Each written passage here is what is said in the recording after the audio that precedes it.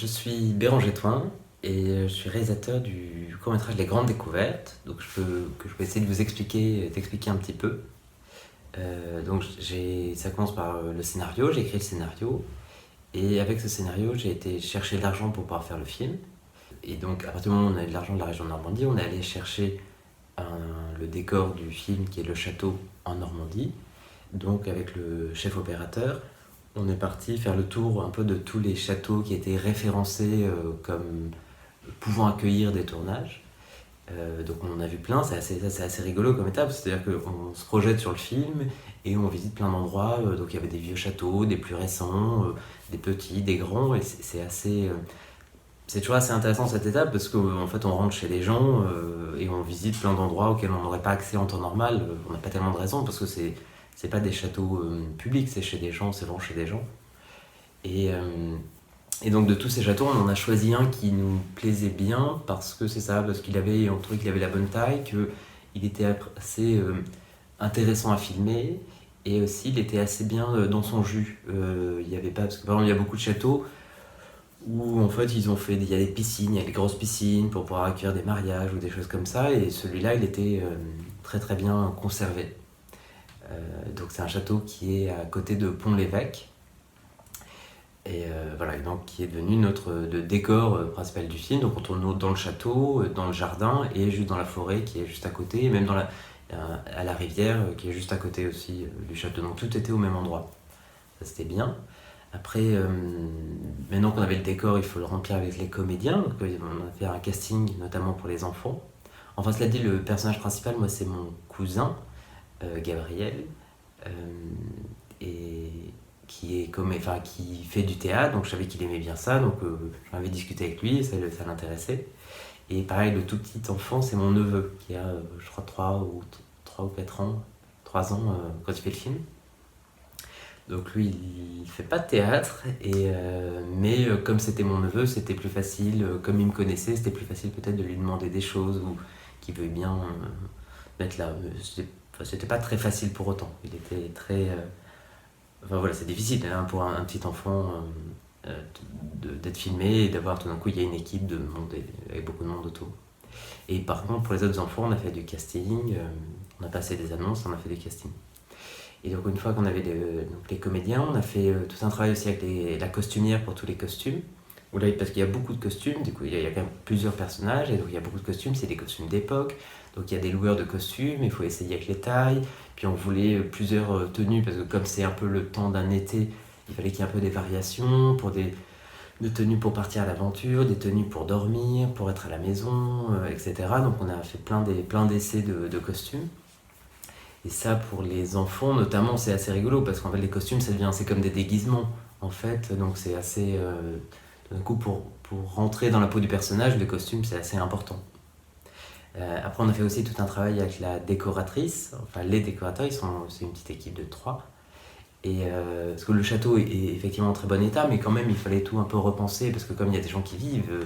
Donc je sais pas quoi, il y avait par exemple une télé, il faut enlever la télé, il faut un peu réaménager un peu les pièces pour qu'il n'y ait pas de... Comme nous, l'histoire se passe en 1900, un peu avant-guerre, 1910, il y a un siècle, donc il faut enlever tout ce qui fait trop moderne dans le château.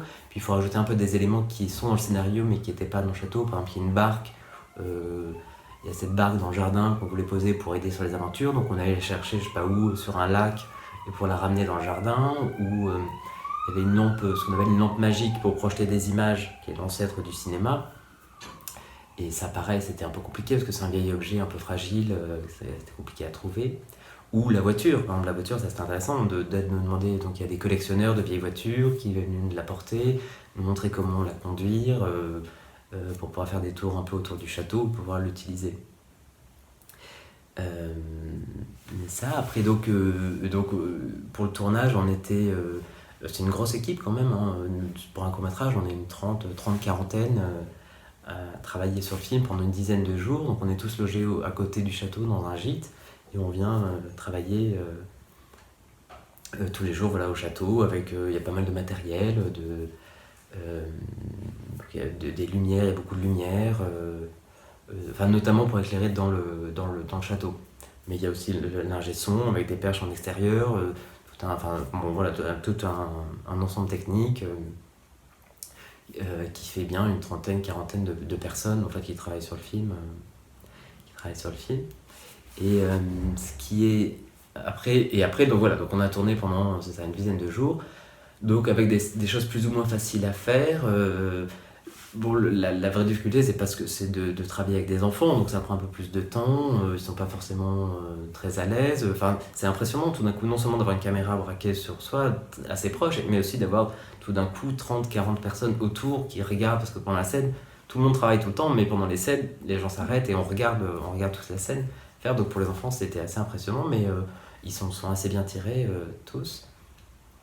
Il y a eu juste, par exemple, une scène, à part le petit, là, Ernest, qui du coup, les 3-4 ans, là, c'était difficile, donc il y a eu plein de choses où on lui demande de faire des choses et il veut pas, on lui demande de sortir et il veut pas, donc il faut prendre le temps d'accepter, de le laisser faire, et presque, il y a des moments où on était obligé d'inventer des subterfuges, où on faisait semblant, on allumait la caméra, tout le monde partait, on le laissait un peu jouer, et puis tout d'un coup, tout le monde revenait petit à petit pour s'installer, se mettre à son poste, l'ingé son, le caméraman, tout le monde, pour pas qu'il soit impressionné.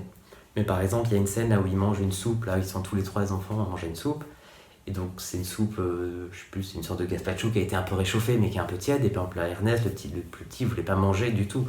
Donc il disait non, c'est pas bon, il faisait n'importe quoi, il faisait des bêtises, donc ça fait rire les plus grands, et en fait on n'arrive pas du tout à filmer, ça met beaucoup de temps, et ça reste encore même dans le film, on l'entend dire oh, j'aime pas, je veux pas, c'est pas bon, il faisait que dire que c'était pas bon. C'est vrai que c'était pas très bon, mais bon voilà, donc ça c'est rigolo. Ça va manger? Allez, tu goûtes. Non. C'est pas bon.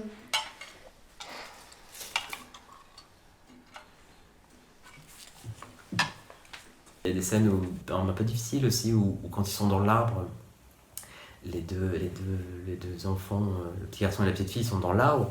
Donc ça, ils sont vraiment dans l'arbre, en hauteur, c'est assez haut, la branche est assez haute, dans un arbre dans le jardin du château. Et quand même, il y avait toute une estrade qu'on a construite, que les machinistes ont construite pour pas que ce soit dangereux, pour pas qu'ils tombent, mais quand même ils sont assez en hauteur, donc ça c'était assez dur pour eux, je pense que c'était un peu fatigant, parce qu'on a fait plusieurs fois la scène et tout, donc ça dure longtemps, et ils sont quand même perchés en haut sur un arbre, donc ça c'est assez dur. Et ou peut-être une scène qui était assez belle aussi, c'est quand ils vont à la rivière, le matin, avec des lumières, les 3 enfants, et ça on l'a filmé, donc nous on l'a filmé le soir, assez tard, pour qu'il fasse un peu de nuit et qu'on voit les lumières. Et on l'a fait plusieurs fois, donc ils se mettent à courir.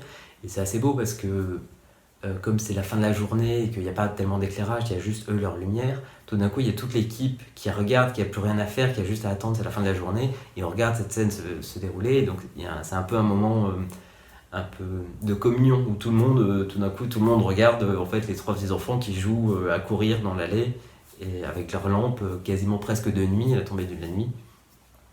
Et voilà, ça c'est assez beau.